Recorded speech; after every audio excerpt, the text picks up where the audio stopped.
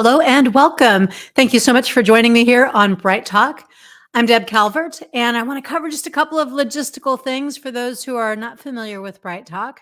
First of all, right below, you'll see a little tab called Attachments. That's where all the really good stuff is. Those are some takeaways and some bonus materials. You might want to go there right here at the onset because I've included for you a PDF of the slides that I'll be covering today.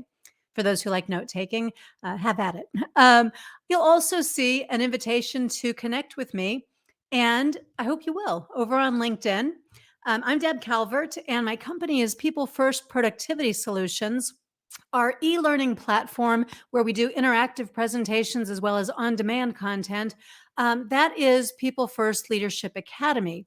So in addition to what you can find here on Bright Talk, I hope you'll check out those resources and get whatever you need. Our topics are all about leadership, personal effectiveness, management, and supervisory skills, especially the soft skills that are transferable into any type of role. The only thing you really need to know about me today is that I have been an executive coach and worked in a Fortune 500 organization and been somebody who is often thought of as being good at decision making. So learning about decision making, breaking that down, I had some thoughts, some ideas about mistakes that I see made often, things that you can do differently so that you're not making those same kinds of mistakes. I think that when it comes to being really effective, really productive in the work that you do, it's not so much about doing more. You could infinitely, constantly, always be worrying about doing more, and it would never be enough. You can never do enough to say the job is done. But if you want to be really effective and productive, making better decisions will reduce your workload. You'll have less rework, fewer conflicts, less wasted time and effort. Things will move along more smoothly. You'll be ahead of the curve. So it really is a fundamental skill, an important one, to know how to make decisions well. So that's what we're going to talk about today. I have to start by talking about the biggest and most common mistake that people make. When it comes to decision making, I think one of the very biggest mistakes that we make is a thought process that we're not even aware of, a thought process that influences our decision making. See, when we try to make decisions based on our own understanding, we end up making a whole lot of extra steps. We add in a lot of excessive steps into the process. And those steps, they're emotionally driven, or they're based too narrowly on our own self-interests and on our own abilities and experiences. This is commonly known as the ladder of inference. So let me show this to you. This is a diagram here of how it works when we start in the wrong place and then we add in these emotional or self-serving steps that impede the quality of our decisions. So we're going to start at the bottom of the ladder of inference over on the left-hand side there. What happens usually when we go to make a decision is that first we see the reality, we see the facts at hand. And we instantly, subconsciously, we take in those facts and we selectively view that reality based on our own filters. Not all the facts make it through our filters. Not the full picture of reality makes it through our filters. This is a narrowing process. And we're filtering based on our own experiences, our biases, our comfort zone, our education, our upbringing, our resources, and so much more. So then we begin to interpret. We interpret those filtered facts, that filtered reality. We try to put meaning around it. And our interpretation, of course, it's skewed by the selections that we've already subconsciously made. But we proceed anyway. We don't have this awareness, and so we go down this path. We make assumptions. We apply them based on our interpretations of the filtered facts and realities. We don't generally recognize that we're making assumptions because they feel like facts to us, and most of us are just not that good at questioning ourselves. So here we are, we're almost all the way to the end of the ladder of inference. Now we're making conclusions. And all of those first four steps before we get to conclusions, they can happen almost in an instant. So we are drawing these conclusions based on our interpreted facts, based on our assumptions. And with those conclusions, we're determining what we believe. Now, chances are pretty good that all this buildup didn't lead to you going out and asking other people's opinions. You weren't mining for information that contradicted what you already knew, thought, and felt. So you're feeling pretty confident about the beliefs that you have formed, confident enough that you go out and you take action. They seem right because you've based them on that time and that thought in the process that you've construed.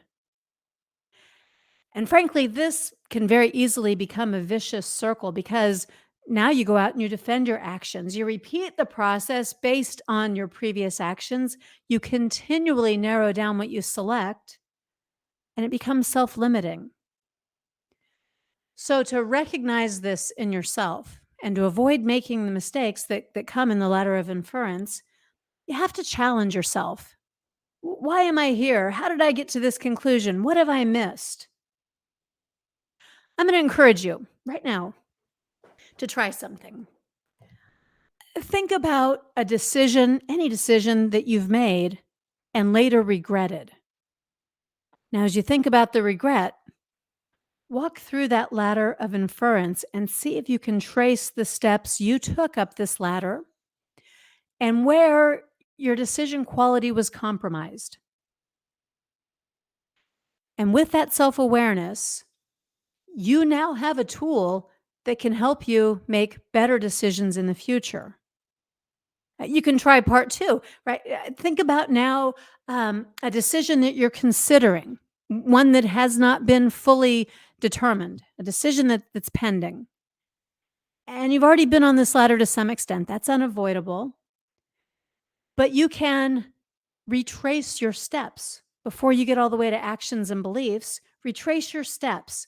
Go back. What facts did you filter out? What did you interpret? What assumptions did you make? And as you're retracing your steps, you can go out and you can gather more facts and remain open minded to them. And without filtering quite so quickly, you can begin to think about, is this filter reliable? You can get a diversity of thought into the mix. Remember, though, that other people, they've got their own interpretations of facts and their own filters in play. So respect theirs just as you would ask them to respect yours. Neither one is right or wrong. Right? This is just how we all operate. But when we enlarge the information pool and when we call ourselves on what we're doing with that information, we have a better shot at recognizing early on what might lead us astray. That was a lot. We could have probably done a whole webinar about that alone, but I've got a whole lot more here that I'm going to pack in because we are talking about the problems, the traps that lead us into making bad decisions. So I'm going to talk about another really, really important setup piece here, which is about making sure that you correctly identify the problem. Because sadly, we make a lot of decisions and we fix a lot of stuff that is all off base. It's not what we should be looking at all. So step one here is to make sure that we're not looking at just the symptoms, but instead we're looking at the root cause of the problem. If we react to the wrong problem, we're going to make decisions that create more problems. And I'm going to give you an example here. This is a true story, pandemic related story. I realized several months into the pandemic, right after lockdowns, I wasn't traveling for business anymore, wasn't in front of people except via Zoom, like so many of you. And I realized a few months into that my pants were getting a little tight. So I hopped online, went to a few of my favorite stores, and bought new pants in a larger size. Now, the problem I solved was getting clothes that fit. But what's the problem I should have been solving? The root cause, time to get back to some better exercise and eating habits. Solving the symptom means that you can exacerbate by allowing the problem. So, first thing you have to do, you have to step back and evaluate the problem, not the emotional response that you're having to the problem, but to the actual problem, being willing and able to identify it. You are going to be probing anytime somebody asks you for a solution or a decision, you're going to be probing to make sure you understand the true problem. Probing, asking what will be different as a result of the solution that we implement. What outcomes are you really looking for? And as you're doing that, you'll probably have to go 1 or 2 layers deeper than what they first say to you. When you ask these kinds of questions, not only do you get clarity, but you'll almost always be promoting clarity for the other individual too. People think in the immediacy. They often don't think about the drivers of that immediacy. So help them out. You'll be glad, they'll be glad. It'll be a kindness that you're doing. And once you've stated the problem, then the next thing to do, once you've framed it up, you've got a good understanding of the desired outcomes and the true problem, make sure that if you solve that problem, that's going to be worth your time and your effort. Sometimes problems that are root causes are so big, so complex, so mired in history and other difficulties that it would require an exorbitant amount of time only to solve a small symptom that really, it turns out, isn't worth all the time and effort. So do that sort of math and find out if this is going to be worth the time and the effort. But also think about, if you solve that problem, the root cause, the true problem, what's the impact going to be? What's the domino effect going to be? Will there be some unintended consequences? Will there be some surprises? Will there be people who are affected in ways that, good or bad, they didn't anticipate? You want to think it all the way through. That's how you get to truly solve a problem and do it judiciously and in a way that provides quality and satisfaction. Now, if you're having trouble identifying the true root cause, the real problem, most often it's for one of 3 reasons. The first being that we're looking at something past or present versus looking at the future outcomes we want to see. So that's why I've advised you to ask people about the outcomes they want. Another reason that we don't identify problems accurately is that we look too narrowly at a situation. We have trouble zooming out to see a bigger picture, the bigger problem. And that can be super time consuming because when you zoom out, you can see a problem way out here that causes sometimes a dozen of those little narrow situation problems. And instead of going out and solving 12 things, when you zoom out, one fix might help you to solve a whole lot of other stuff. And sometimes, as I already said, sometimes we're just looking at symptoms, we're solving symptoms, we're doing band-aid solutions instead of the solution to the problem that is really the biggest issue. Okay, now, as I'm buzzing through a lot of information here, for those of you who are attending live, I want to encourage you to post your questions for me. I will try to answer them as they come or as they make sense in the flow of the presentation. I'll try to reserve a little time at the end to answer questions, but don't wait till then to post them because there's a little time lag here. And if I don't get to your question live, it's something that is a little field of what we're doing, or it comes in a little too late.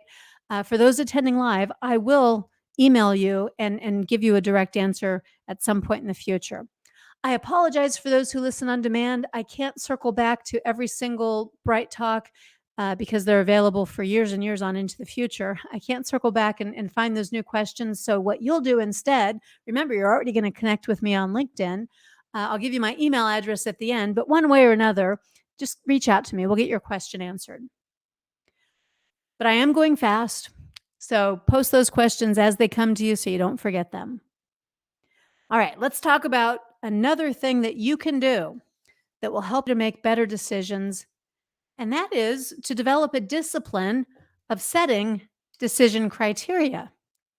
Decision criteria, that's the measures, the specifics. Before you ever start thinking about what is the decision, you're going to be thinking about the outcomes that you desire. And with those desired outcomes, you're setting some criteria for what a good decision will include. A good decision will include, for example, that we don't go over budget. A good decision will include that we don't overburden the departments affected by this. A good decision will include that we are able to roll this out at a minimum within 3 months. So, those are the kinds of things you think about with your decision criteria, and you lay them out before you ever consider a decision, because this is going to help you to be more objective. Think about then, after you have all your criteria, which ones are the top priority. Don't do this later. You won't be objective. Do it before you brainstorm your solutions. What criteria are absolutely necessary and which ones are the icing on the cake? They'd be nice to have. Make sure, right? It's not just that we have a whole bunch of criteria. These criteria are only valid if they're linked to the desired outcome that you'd like to see. Okay, so step one, you determined what the real problem is. Now, let's talk about that just for a moment, because a question posted here asks a very good question. We're trying to diagnose what the real problem is. How do you effectively learn about the problem without causing upset or confusion? How do you probe into it without causing people to be upset or confused? And I think this is mostly about transparency. I am wanting to understand this problem so that we don't do something that is superficial and unsatisfying. I've got to really understand what the problem is, though, and confidentially, in a safe environment. Don't worry, this is not about you. It's about help me understand what's going on here. So you set it up, you signal your intent, you describe what you're after.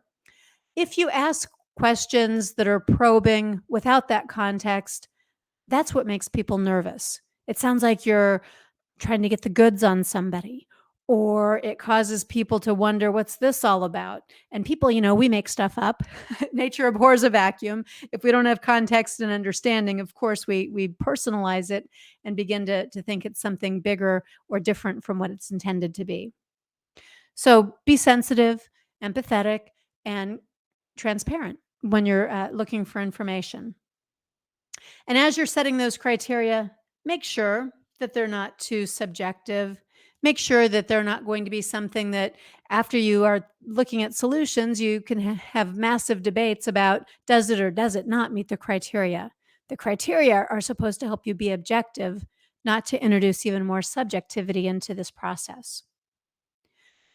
All right. Now, also in response to this question about how do you gather that information to learn about the problem and to make the decision, you make sure that you enter into this so that you aren't stuck on the ladder of inference with your own facts and filters.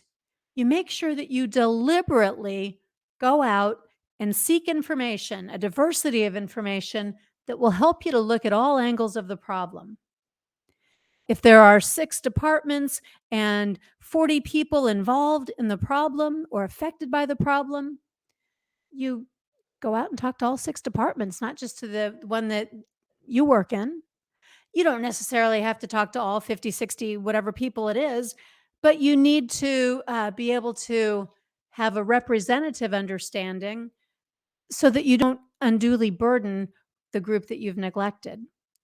So you get a round table, you gather that information, you look for representation of all the different angles, and you make sure that you're setting this too up with your intention. I want to understand all the viewpoints. This is not about finger pointing. It's about, let's understand the problem.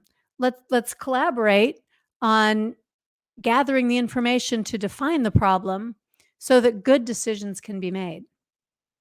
And when you do filter the information, which at some point you'll have to do so it's not so overwhelming, don't do it with a confirmation bias. This is a big, big unconscious bias. It's a huge trap when it comes to making decisions. Confirmation bias is the tendency that we all have to look for information that agrees with the position that we already have. We already have certain beliefs ourselves. So human nature says that we go out and we look for information that confirms what we already believe. And we dismiss information or completely overlook it. We refuse to look at it if we know it's not going to be matching our own confirmation bias. And this is why you know people who listen either to MSNBC or to Fox News. They're looking for the information that confirms their own tendencies and leanings. So when you're gathering intelligence, you're gathering information, you've got to be broad and your filters have to be objective enough that you don't discard information just because it doesn't instantly support your own position. It's a good idea to have a thought partner as you're doing this. And a good thought partner is someone who does not tend to see things the way that you do. Your thought partner has a different point of view. They have probably a different personality style. They come from a different part of the business. And so they're looking at things that are not the same as what you're looking at. But you're going to search for information and develop a discipline of being as objective as you possibly can, because that's the responsible thing to do for good decision quality. Now, I'm going to run you through pretty quickly 7 common decision traps. These are going to get in the way of what I've described so far: correctly identifying the problem, being able then to collaborate to search for information, and being able to get yourself off the ladder of inference. The first one is known as groupthink. Groupthink is what happens when a group of people is so desiring of conformity or harmony that they very easily go along with each other. It can happen when there is a very, very strong leader or someone in the group that is positioned with a voice of authority or with an overriding style that causes other people not to enter into the conversation. Groupthink happens when we don't want to dissent. We don't want to rock the boat. So we go along very readily and easily. And the sort of funny thing about groupthink is because everybody seems to be going along, that gives us a false sense of validation. Well, it must be the right decision. Everybody goes along with it. But truthfully, this is a place where tremendous mistakes are made and regret lives in groupthink oftentimes.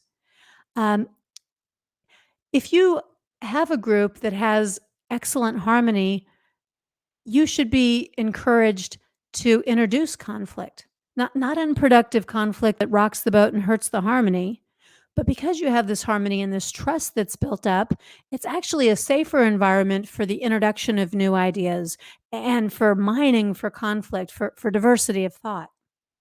So don't let groupthink get in the way of good decisions. If you have this going on, the solution is to intentionally, on purpose, go out and ask for other opinions. Here's a best practice. In meetings, when you're having discussion, when you're moving toward decision, appoint someone to play the role of devil's advocate.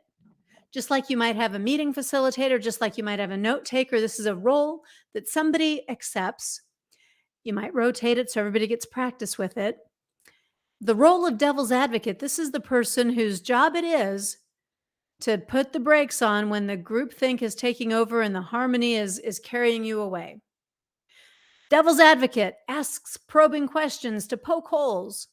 What is it we haven't thought of? What if this isn't the right solution? What are 3 other ideas we haven't discussed? Slowing it down, forcing the introspection, making sure that the group is looking at more of the angles. It's actually kind of fun and engaging when you have meetings like that. So it's something worth considering. All right, I've got to talk to you about a very big topic next. And there are other presentations on this channel. And if you come over to People First Productivity Solutions or People First Leadership Academy, you can learn a lot more about what I'm going to describe to you next. And these are unconscious biases. In the interest of time, I'm only going to cover a few. There are literally hundreds of these out there, though, to be aware of.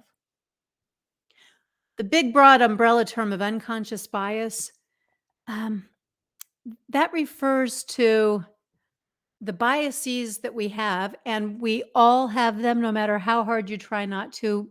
We can't help it. We have them. But these are biases that you're not aware of.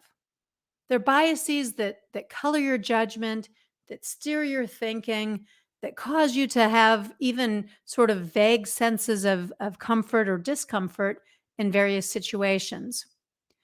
And the problem is, if you don't know that you've got unconscious bias, you won't do anything to overcome it. So, as I said, in the interest of time, I'll just cover a few of these. Unconscious bias, think of it this way. I don't want it to sound like it's a judgment, because it's not. It's really just fast thinking. It's shortcuts. Your brain needs to make fast, automatic decisions about the world around you. That's survival. That's how you react to dangerous situations. So our environment, our context, that kind of stuff we can force our minds to be more conscious of. And then we can slow our brains down so that it's not leaping ahead, making snap judgments. Now, in the workplace, unconscious bias, it comes in a whole lot of different forms. And the ones that are germane to our conversation today, I'm putting them up on screen for you now. Affinity bias, that's where we tend to lean towards people or situations that are already familiar to us. Ambiguity bias, we don't like ambiguity, so we try to steer clear of it. Confirmation bias, conformity bias. I already described confirmation, but conformity, that's about, I want to be part of the group. I'm going to go along with the group. So it's very similar to confirmation bias in that way. A negativity bias, well, we tend to remember the things that are negative more than the ones that are positive. We've all been burned by some negative something in the past, so we tend to steer clear of that. And it's a kind of a once burned, twice shy paradigm at work there. There's also an attribution bias and a comparison bias. This is where we favor our own position or positions of those we're closest to, as opposed to looking at the options objectively. I'm going to take these one by one and describe them a little bit more in depth, try to give you some examples. I will encourage you not to be too hasty in saying, I don't do that, I don't do that, because we all do every one of these things. A healthier way of using this information is going to be considering, when do you do these things? What is it that you could do differently to avoid doing these things? And most importantly, how can you provide an example to others around you so that when you do these things, you are more aware of them and you're more likely to do something other than go along with the flow of your unconscious bias? In very strong, high-performing teams, people call this out not only to themselves, but to each other. It's how they develop awareness, and it's how the team gets stronger and how more and more and more diversity of thought enters into the equation. Those are the teams that make really solid decisions. Okay, so the first unconscious bias that we have to talk about is the affinity bias. This is about human nature. It's about having a more sort of natural inclination toward people who are like us. This happens a lot. when jobs are being filled. Somebody comes in for the interview, they remind you of yourself when you were younger, and they have the same kind of drive that you do. They went to the same school that you went to. You have an affinity. You lean towards, you favor them. And it shows up even in people that we've just met. The people we have an affinity with, we're more likely to make longer, more sustained eye contact with. We're going to give each other more room to speak. We're going to listen more closely to each other. We'll have body language that is encouraging towards this person. When we don't have an affinity, we're more likely to talk over that person or not listen fully to the points that they're trying to make. And these become micro inequities and micro affirmations. So we have to be really careful. If we're going to be truly inclusive in our decision making, and if we're going to mitigate the impact of an affinity bias, it means that instead of being biased towards people who you're comfortable with, you have to embrace and welcome the ideas of people who make you a little uncomfortable, the ones who you can't anticipate what they're going to say, think, or feel. Those are people who will be fantastic thought partners for you. Second of the unconscious biases that we need to talk about is known as the ambiguity bias. Anytime you feel a little bit uncertain about an outcome, well, that feels risky. And as humans, we do not like risk. We don't want to put our necks on the line. We don't want to take risks, especially when the stakes are high.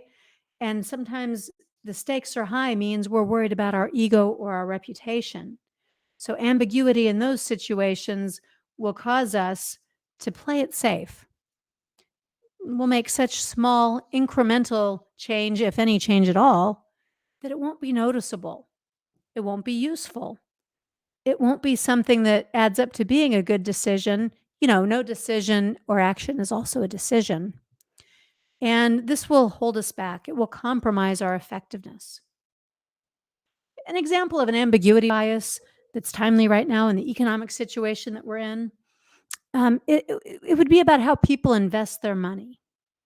Right? Even though the stock market, through all time, we know this to be true, the stock market is likely to provide significantly higher return from volatile investments like stocks and funds. Investors typically prefer safer investments in bonds because the return is known. Even though that return right now is itty bitty, it's safer. And so because we don't have risk, we feel better about it. We tend to think that's a better decision. With that decision criteria, like, hey, the best investment is the one that's going to yield the highest return 20 years from now. That's my criteria. Instead, we play it safe. Ambiguity bias keeps us from thinking about the decision criteria that really get us the outcome that we're looking for. Confirmation bias, I'm going to cover it again because it's just so important. When we want something to be true, we're more likely to believe that it's true. Period. You don't like politician X and you hear some news about politician X that is negative, well, you're more likely to believe it without checking it out than you are likely to believe the very same information about politician Y who you really, really favor. And if you heard something negative about that politician, you would deny and you would defend and you would dismiss the source of that information and whatever else went into it. This is just human nature. But it also impacts how we seek out information, where we go, what we do, how deeply we look. It affects how we interpret even the information that's already in front of us, what we really take seriously and what we don't take seriously. And interestingly, it also impacts how we remember things. Even our memories are affected by confirmation bias. We interpret, we possibly even change memories and facts based on our beliefs. Let me show you an interesting little game that goes along with this. Well, we'll put it under the blanket of conformity bias because they are quite closely related. So the reason that our confirmation and our affinity biases often go unchallenged is because we all also have a conformity bias. That conformity bias unconsciously or subconsciously causes us to want to go along with the crowd. Conformity bias, that refers to our tendency to take cues for proper behavior from the actions of others that we're observing rather than exercising our own independent judgment. So let me show you a famous study. It's been around for decades. Conformity bias does come from peer pressure, whether it's outward or not. So in a study, a group of people is asked to look at this picture that you see, Exhibit 1, the picture on the left, and then to look at Exhibit 2 and say out loud, which line in Exhibit 2 most closely matches the line in Exhibit 1? One individual is told to say what they think. The rest of the group was set up in advance to give the wrong answer. They were told to give the wrong answer. Now you can see right there in front of you, plain as day, that line A in Exhibit 2 matches the line in Exhibit 1. In fact, it's an exact match. But when the individual who doesn't know what's going on here, they're given this test, and then they give the right answer, they say A. When all the rest of the group says B, 75% of the time, the individual who started it out scraps their own opinion in favor of the group's opinion. Now, just think how this could play out in any workplace group. Somebody knows, they know, they're certain that something is right. It's plain as day, it's right in front of them. And despite that, they go along with the crowd 75% of the time. Conformity bias can be really dangerous. It can certainly affect the quality of your decisions, and it's something that should be called out when you see it. It's something that you should resist. And when you are resisting it, well, let people know what you're doing. Name it. Talk about conformity bias. Put it out in the open and help people understand that what you really, really want is their true thought and opinion and a diversity of opinions so that there can be banter and dialogue and debate. We have to talk about a negativity bias here. People will not debate. They will not enter into conflict oftentimes because they've had negative experiences with it. We are operating in a place where we have a negativity bias because we're more likely to recall our unpleasant memories than we are to be able to recall our pleasant ones. There's a study from John Cacipo from Ohio State University. And that study shows that our brains react more strongly to negative stimuli. That's shown by higher electrical activity in the cerebral cortex. There's more activity when subjects are presented with negative images than when they're presented with positive ones. So if you've had negative experiences with conflict, chances are it's going to be much harder for you to engage in conflict. You're going to be even more subject to that conformity bias because of your negativity bias. So these all have interplay between them. We have to call them out and we have to recognize them, or we're just going to be victims of them for all these reasons I'm describing. We should talk about attribution bias too. The fundamental attribution error is sort of interesting.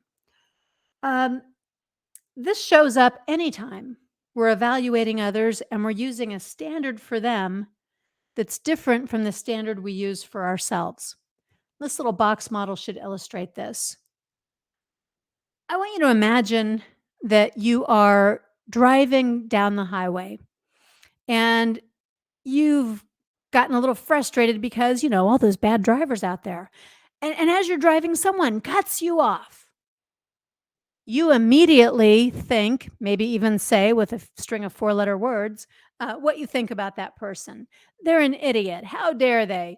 And you're putting out there that you think something is wrong with that individual. There's been a negative outcome. It's the other person. We're in quadrant 3. You're attributing it to their personality and their innate characteristics. Now, sometimes in busy traffic, when you're in a rush, there have been times when you've cut others off in traffic too. And when that happens, it's a negative outcome, but it's you who's involved. Up in quadrant 4, you say, I'm sorry. I had to get over. The road signs weren't clear.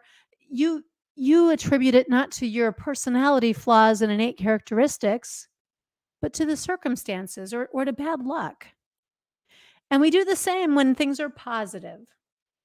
When it's somebody else doing something positive, receiving some sort of an award or a promotion, we attribute their positive outcomes to good luck in politics, but we attribute our own positive outcomes to our personality, our innate characteristics, all that hard work that we've done. We're not fair. We don't give equivalent grace. And then there's the comparison bias. This is a problem too, because we are inclined to give people a standard of comparison that isn't fair. We're inclined, and I'm all over the board here with these slides, I apologize. And a little technical issue. But when it comes to a comparison bias, what's happening is that we're comparing people to each other. Candidate A to candidate B, if you're hiring, for example. That's not fair. That's not the valid standard of comparison. We should be comparing a job candidate only to the ideal profile of a person who will hold that job, not to the person who held it before, not to the other candidate who might take that job, solely to the individual and the criteria by which that job is going to represent them. So a confirmation bias, if you want to be objective here and get rid of that, don't set up false comparisons. Instead, look for ways to be able to make a comparison to the standard, whatever the standard is. Okay, now we didn't get through all of the decision traps. I think I'm going to have to do a part 2 here. I knew this might be a little too much to pack in, but I want you to know that there are other presentations here on Bright Talk that talk about some of these pieces, and that I did these in a certain order, knowing I might not have enough time, because you can't worry about the other decision traps unless you've worked on these fundamentals, these first pieces. There are other decision traps. I'll warn you about that. I'll do a part 2. I'll schedule that for some time in the future, and I'll make sure you get an invitation to come back and see that. But if you're going to avoid these decision traps, the thing to know is that you need to be objective and aware of your unconscious biases. You'll need to have some dialogue and some transparency, and you'll need to be able to get that diversity of thought. You're aiming for improvement. The first improvement to make is to get off that ladder of inference and to become aware of your unconscious biases. For more information between now and the next time we get together here on Bright Talk, or the next time I send you something to let you know about part 2 of this presentation, please go over and visit People First Potential. That's People First Leadership Academy. And we have loaded it up with lots and lots of really good content. Much of it is free. It's interactive. It's a place to be able to come and have a 2-way dialogue instead of more of this 1-way presentation. As always, I encourage you to be in touch with me, and I appreciate greatly any feedback you have for me here about today's presentation. Leave me a review. Tell me what you liked. Tell me what you didn't like so I can have an opportunity to improve in the future. Thank you for being with me here today, and please come back in the next presentation. I do these once a month here so that we can continue to get acquainted, and you can continue to be a part of the People First community.